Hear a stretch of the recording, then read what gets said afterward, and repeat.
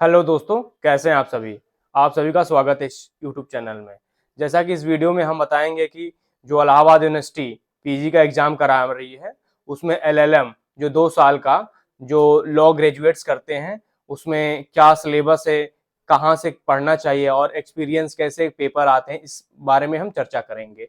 तो जैसा कि आपको हम सर्वप्रथम ये बता दें कि इलाहाबाद यूनिवर्सिटी खुद ऑटोनोमस खुद एग्जाम कराती है एलएलएम हर साल, जो इस साल भी आयोजित होने हैं फर्स्ट वीक में। तो इस 2 ईयर का एलएलएम होता है और ये ग्रेजुएट जो लॉ ग्रेजुएट होते हैं, आइदर ये बीएलएलबी किए हों, बीबीएलएलबी किए हों या एलएलबी किए हों, वो पीजी करते हैं। ये लॉ का मास्टर ऑफ लॉज कहते हैं इसको। और इसके बाद लोग एलिजिबल होते हैं इसको एलएलएम करने के बाद असिस्टेंट प्रोफेसर बनने के लिए, नेट जेआरएफ देने के लिए। अब तो ऐसा हो गया है कि असिस्टेंट प्रोफेसर आप पीजी करने के बाद डायरेक्ट बन सकते हैं। तो इलाहाबाद यूनिवर्सिटी एक ऐसी संस्था है जो कि इसको ऑक्सफोर्ड ऑफिस कहते हैं, और इसमें एलएलएम और लॉ बहुत बेहतरीन है। जो एस्पिरेंट अगर जुडिशरी की तैयारी करते हैं, जज बनना चाहते हैं, उनके लिए बहुत बेहतर यूनिवर्सिटी है। क्योंकि जो लॉ एलएलएम है, उसके जो एलएलएम में 2 इयर्स के एलएलएम है यहाँ, और 4 सेमेस्टर होते हैं। टोटल 51 एग्जाम है, इंक्लूडिंग T1 मिड टर्म और सेमेस्टर एग्जाम, और +1 डिसर्टेशन। तो इसमें आपको लिखने का सुनहरा अवसर मिलता है। आप आंसर राइटिंग बहुत बढ़िया कर सकते हैं। हर सेमेस्टर, पहले 3 सेमेस्टर में, हर सेमेस्टर में 15-15 एग्जाम होते हैं, और जो कि एक आपको आंसर राइटिंग प्रैक्टिस अच्छा कर सकते हैं इस कोर्स को करने के बाद। और एनएलयूज में करने, जो एनएलयूज होते हैं उसमें जो एलएलएम होते हैं 1 ईयर के एलएलएम होते हैं, उसमें ये है कि आप थोड़ा कॉर्पोरेट फील्ड में जा सकते हैं। उसमें एक सब्जेक्ट पे स्पेशलाइजेशन होता है कि कोई भी एक सब्जेक्ट हो गया, क्रिमिनल लॉज हो गया, आईपीआर हो गया, एनएलयूज नेशनल लॉ यूनिवर्सिटीज में स्पेशलाइजेशन होता है। लेकिन इलाहाबाद यूनिवर्सिटी में किसी एक सब्जेक्ट पे कोई स्पेशलाइजेशन नहीं है। ये एक कोर्स है जो एलएलएम की डिग्री देती है।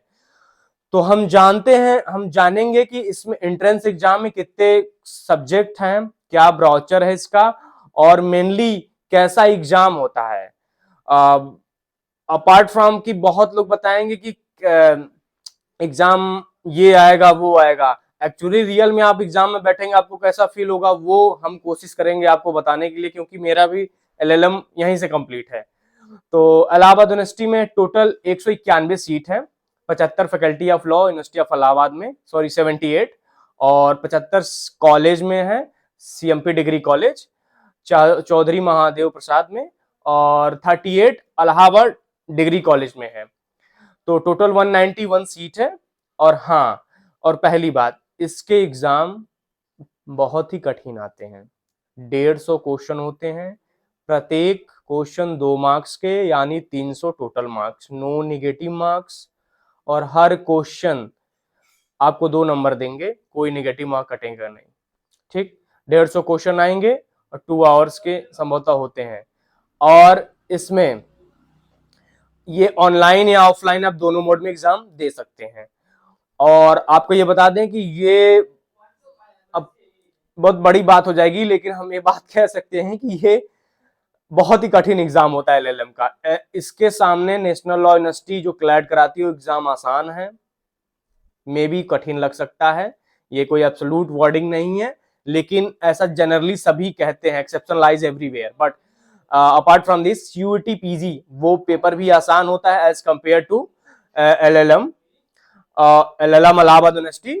सो गाइज, अब हम ये एक बात जान के चाहिए, 150 क्वेश्चन अगर आएंगे, आप चाहे लाख पढ़े लिखे हो, 50 क्वेश्चन आपको हवा लगेंगे, 50 क्वेश्चन आप मीडियम रहेंगे, 50 क्वेश्चन आपको आएंगे ही नहीं।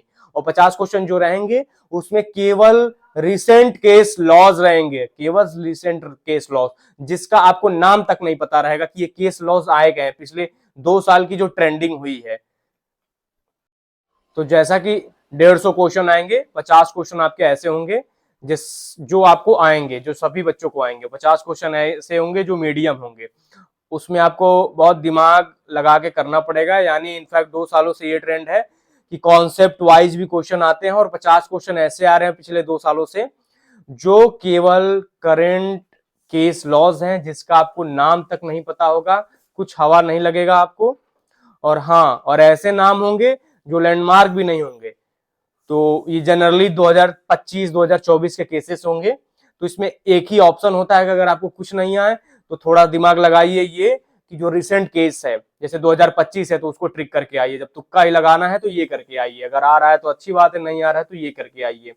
24-25 दो एलिमेंट करके आएंगे तभी हो पाएगा। और हाँ, अगर आप सोच रहे हैं कि हम LLM पूरी तैयारी कर लेंगे, अगर आप 5 ईयर लॉ या LLB नहीं पढ़े हैं तो मे भी कर सकते हैं, लेकिन चाहे जितना पढ़ लीजिए, एग्जाम में जाने के बाद आपको लगेगा कितना कठिन एग्जाम है, इससे बेकार कोई एग्जाम नहीं है।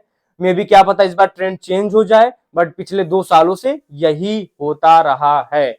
तो ये अपने दिमाग में डाल लीजिएगा, हम डरा नहीं रहे हैं, जो रियलिटी है एग्जैक्ट वही बता रहे हैं, जिससे आप एकदम प्रिपेयर रहें।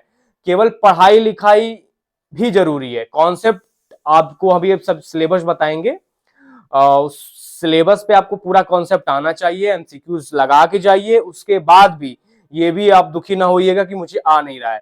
फिर भी बहुत बच्चे अच्छा करके आते हैं, और ये भी एक सत्य है कि 300 मार्क्स है तो 200 नंबर इसकी पहली कट ऑफ जाएगी, चाहे जितना पेपर कठिन हो। ये भी एक ट्रेंड है कि अगर कोई जनरल का लड़का है, अगर उसको मेन कैंपस में एडमिशन चाहिए तो मान लीजिए उसको 175 से नंबर ऊपर चाहिए, 180 से ऊपर चाहिए।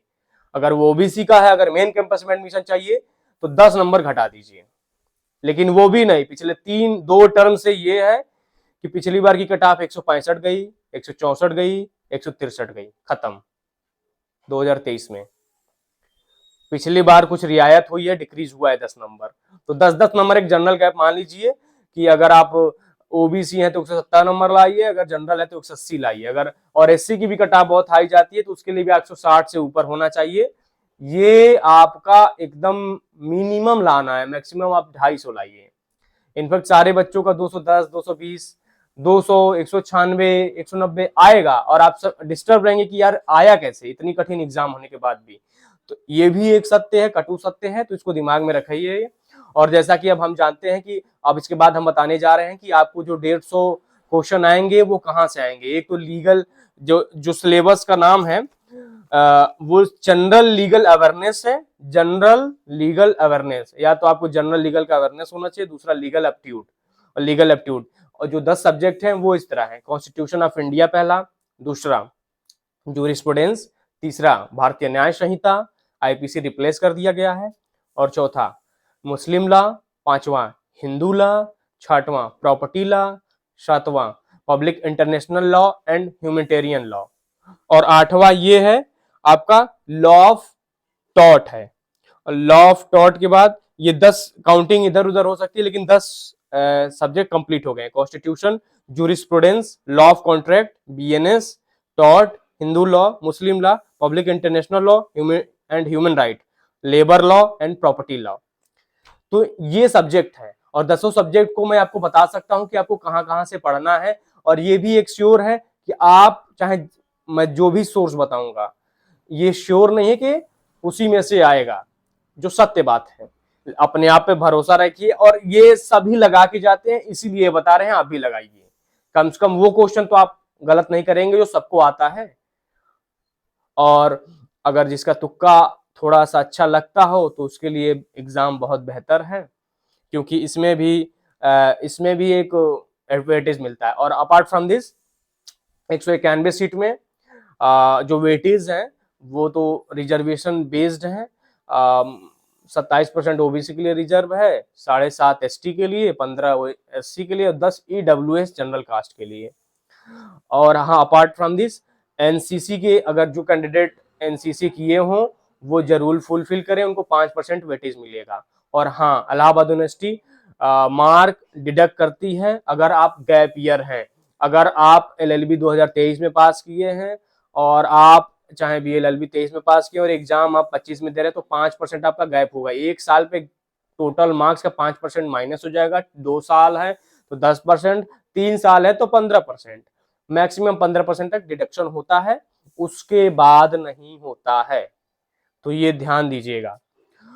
और इस और अब हम इसके बाद अब आगे चलते हैं कि आपको कैसे, अभी तो आज 15 नहीं, आज 7 मई है, आपका एग्जाम फर्स्ट वीक आप जून में होगा, तो अभी आपके पास काफी टाइम है। तो हम एक जनरल आइडिया बताते हैं कि क्वेश्चन किसमें से आता है, वो आप जरूर तैयार कर लीजिएगा। जैसे लेबर लॉ गया, तो labour law, trade union act, industrial dispute act, जो भी आप एक्ट पढ़े हैं अपने 5 ईयर लॉ में या फिर 3 ईयर लॉ में, तो उनके सारे के, जैसे एक बार क्वेश्चन आता है ट्रेड यूनियन किस सेक्शन में डिफाइंड है, ठीक, ट्रेड यूनियन किस सेक्शन में, एक सेकंड, ट्रेड, जैसे ट्रेड यूनियन किस में डिफाइंड है, ये 2H में, ट्रेड डिस्प्यूट किस में डिफाइंड है, 2G में। तो ये दोनों क्वेश्चन आ चुके हैं। तो इससे ये मतलब निकलता है कि आप लेबर लॉ में जो भी एक्ट पढ़ रहे हैं, 4-5 एक्ट हैं, उसके डेफिनेशन क्लॉज जरूर याद कर लें। मुस्लिम लॉ, हिंदू लॉ, ठीक, BNS और लॉ ऑफ कॉन्ट्रैक्ट, इसके डेफिनेशन जरूर याद करके जाइएगा। 1-2 क्वेश्चन एकदम आराम से फंस जाएगा, एकदम आप इसके लिए निश्चिंत रहिए, ये जरूर आएगा।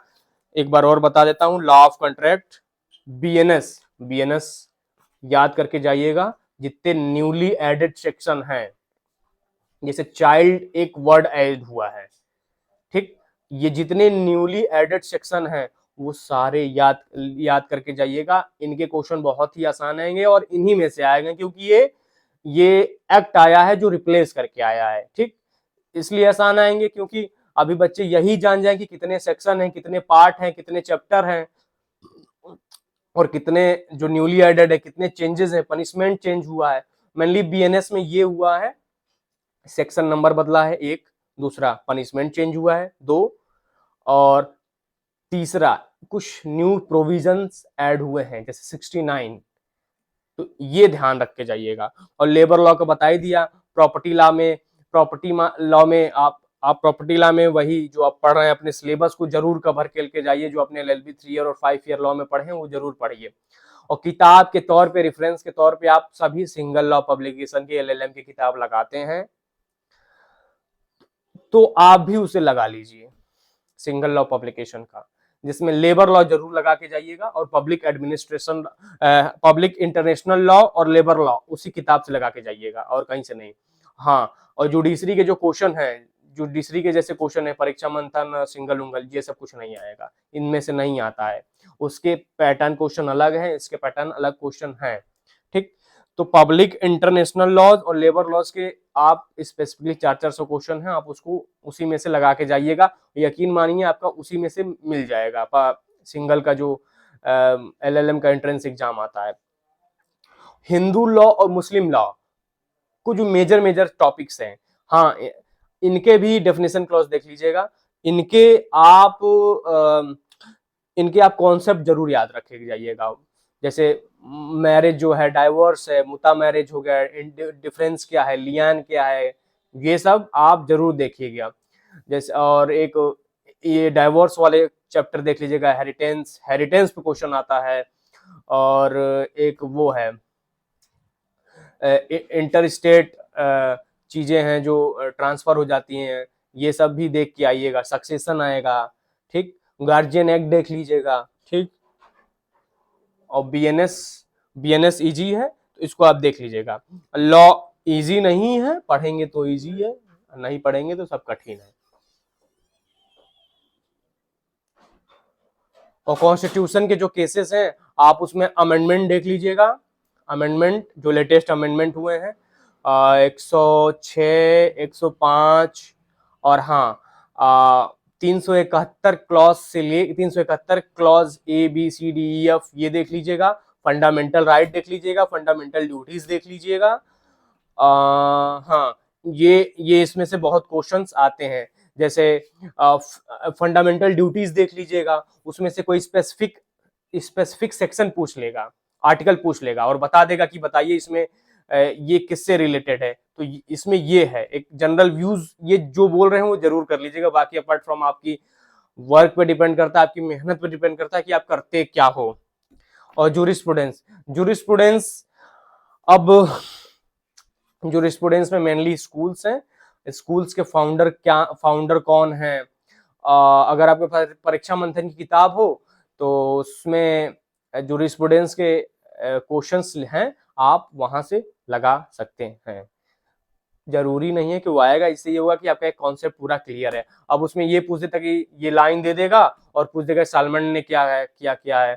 लॉ ऑफ डेफिनेशन पूछ देगा कि ये लॉ की डेफिनेशन किसने दिया है, तो वो सैलमंड हो गए, ऑस्टिन हो गए, इन लोगों के व्यूज दे देगा, पूछ देगा। और ओपेनहाइम हमेशा आते हैं, कहीं दिखे टिक मार दीजिए, अगर नहीं आता है तो। ओपेनहाइम के पब्लिक से रिलेटेड उनके व्यूज रहे हैं ओपेनहाइम के, तो वो ध्यान दीजिएगा। और दूसरा, और उसके बाद बीएनएस हो गया। टॉट में ये कि सालमंड और विनफील्ड, लॉ ऑफ टॉट्स और लॉ ऑफ टॉट किसने डिफाइन किया है, इसमें लैंडमार्क केसेस हैं, ये देख लीजिएगा। और ये पूछ लेता है एक क्वेश्चन कि लिमिटेशन एक्ट में लॉ ऑफ टॉट डिफाइंड है, तो किस क्लॉज में है? 2M में, एक बार आप चेक कर लीजिएगा, 2M में लॉ ऑफ टॉट डिफाइंड है, तो लिमिटेशन एक्ट में डिफाइन है, ये भी एक डेफिनेशन है। और विनफील्ड ने दिया और सालमन ने दिया है। सालमन ने दिया है लॉ ऑफ टॉट्स और विनफील्ड लॉ ऑफ टॉट, तो इनके डेफिनेशन और जितने न्यूसेंस वाले टॉपिक हैं, वाइकेरियस लायबिलिटी, इनके लैंडमार्क केसेस आप देख लीजिएगा। अपार्ट फ्रॉम, फिर भी आप टॉट के जो क्वेश्चन है वो सिंगल से आप लगा लीजिए, सोर्स एक ही रखिए, उसको बार बार लगाइए। सोर्स एक ही है आपका, सिंगल पब्लिकेशन, दूसरा एक आपका कॉन्सेप्ट जो आपके दिमाग में आपने पढ़ा लिखा है वो आपके नोट्स, और तीसरा आपके वहां विवेक, और चौथा प्रेजेंस ऑफ माइंड, और पांचवा परीक्षा मंथन की किताब। इसमें से आप टॉट लगा लीजिएगा। चाहे जहां से टॉट अगर मिले, सिंगल लॉ पब्लिकेशन में भी है तो आप वहां से भी ला सकते। सिंगल लॉ पब्लिकेशन वाली किताब में ये है जो जुडिशरी की आती है, चारों वॉल्यूम, उसमें सारे क्वेश्चन दे दिए गए, जुडिशरी के, नेट जेआरएफ के, ड्यू एलएलएम के, क्लैट पीजी के, सारे क्वेश्चन उसमें दिए, तो बहुत वाइड हो जाता है। तो वाइड अगर लगा पाए तो बहुत अच्छी बात है, बट आप कम में उसी चीज को बार बार लगाइए, तो वो सिंगल लॉ पब्लिकेशन लगाइए।